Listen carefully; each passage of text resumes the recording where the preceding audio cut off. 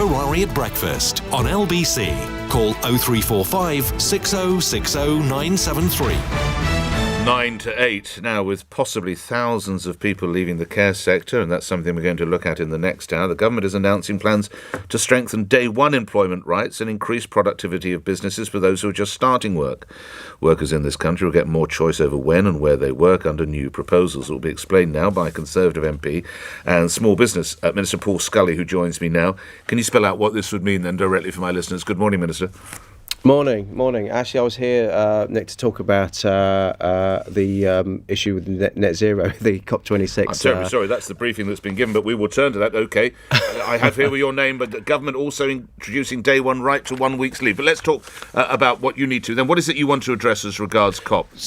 Well, what we've got, Nick, is that we know from our experience in London and cities around the UK that it's really important that we tackle issues to become sustainable. And we are playing our international leadership role to invest £27.5 million, reconfigure some of our overseas development assistance to allow developing cities to develop technologies and practices that will make their cities more sustainable and go to net zero by 2050. So I was speaking with Mayor Andy Street earlier this hour. Is this such as transport initiatives and matters such as that, Minister? Yeah, it's exactly looking at that. It's looking at the transport initiatives. It's looking at the buildings themselves and these kind of things as well. So absolutely, because it's really good that we play our role in helping those cities become sustainable and net zero. And actually, for the UK, it may well come up with good practice that we can bring back to London and other cities across the UK. When you consider how many cities there are in the country, although £27.5 million is a lot of money, and I'd be very happy to be in receipt of it, one could argue it's not a lot given the size of the issue. Is this like a sort of tester or a taster, Minister? It is there to kickstart. It's not clearly £27.5 million is not going to solve the problem in developing cities around the world. It's there to start that process, to kickstart the thinking, the development of technologies, the development of practices to be able to, in order to be able to do so. All right. One city, of course, that we were talking about, we can talk about, is Glasgow. I have to ask you, why do you suppose the Prime Minister made such a hasty exit yesterday, Minister? Well, I don't know about the Prime Minister's diary, but clearly, he's tearing around the place. He's got a lot of conflicting and competing priorities that he's got to tackle. Yes. Don't you think he needs to make some form of statement about the stories that are not going to go away, the headlines that are making all sorts of allegations about senior MPs and other Conservative MPs? Well, I think what he and government have said, first of all, about last week's situation that started this conversation, that it was a mistake to have allowed the actions of one person to be conflated with the changes that are required, frankly, around the standards procedure to introduce an appeals procedure, as we do in a different type of complaints procedure with the House. But he also talked about the fact yesterday in his press conference that it's absolutely right that members of Parliament have their first priority their constituents and representing their constituents. It's a real privilege to be an MP, which is a privilege that I feel day in, day out. But you can't deliver for your constituents from the British Virgin Islands, can you? Well, I'm not going to speak on what Geoffrey Cox did in there or otherwise. I mean, you clearly don't need to be in the constituency day in, day out, but nonetheless, you need to be available to your constituents and contactable by your constituents. But on the one hand, you have the Prime Minister saying that people like yourself and others, you must prioritise for the good people of Sutton and Cheam. But the others, we hear that the Chief Whip authorised Sir Geoffrey Cox to go and work from the BVI.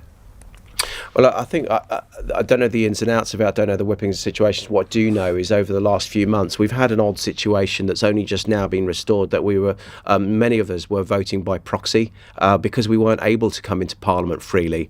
Like in many workplaces, it was constrained. That's now come back to normal largely, and so I expect attendance to be coming back to normal. How are these allegations, right or wrong that they might be, how are they to be countered, would you say, Minister? Well, I think in terms of what the situation we've just been talking about, I think it's right that MPs are able to have second jobs, but it's what the second jobs are that I think are really key, because you get lots of examples when you have lawyers that still practice and they can then bring that experience back to the legislation that we are bringing forward and they are scrutinising. You have people in public service that are still practicing as nurses and dentists and doctors. You have people in business that actually allow them to bring a business acumen and experience to bear in our economic considerations.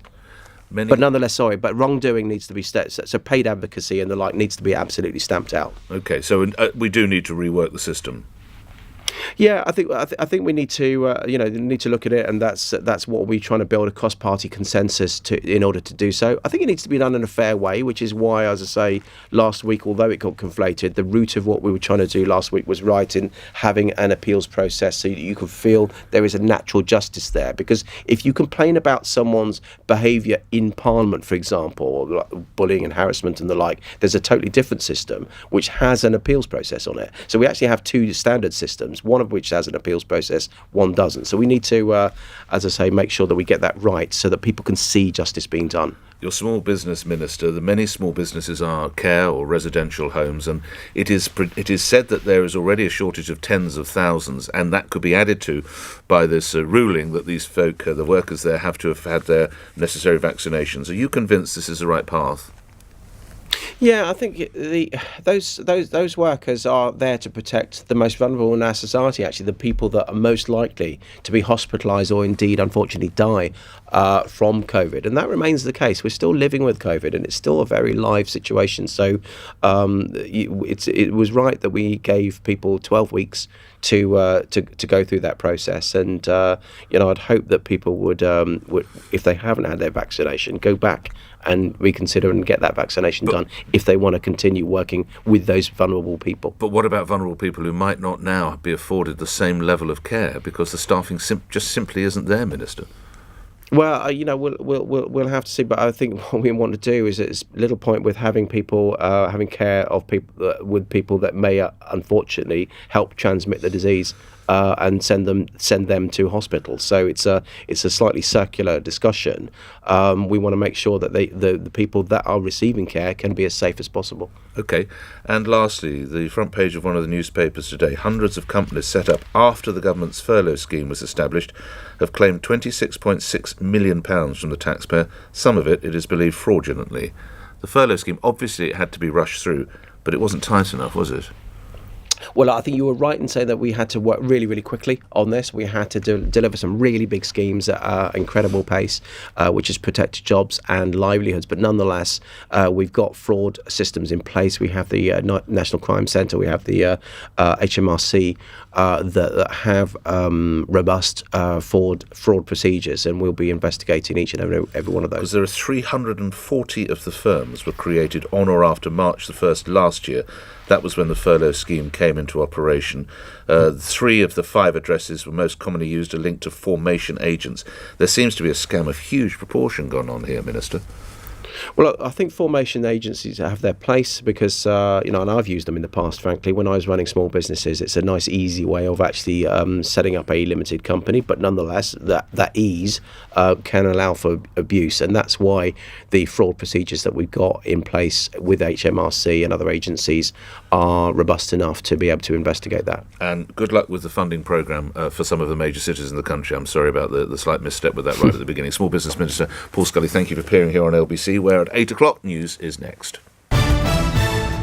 On your radio, on Global Player, and Play LBC. leading Britain's conversation.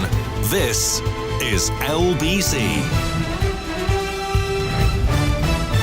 From Global's newsroom at 8 o'clock, the mandatory COVID vaccination policy for care home workers in England has come into force.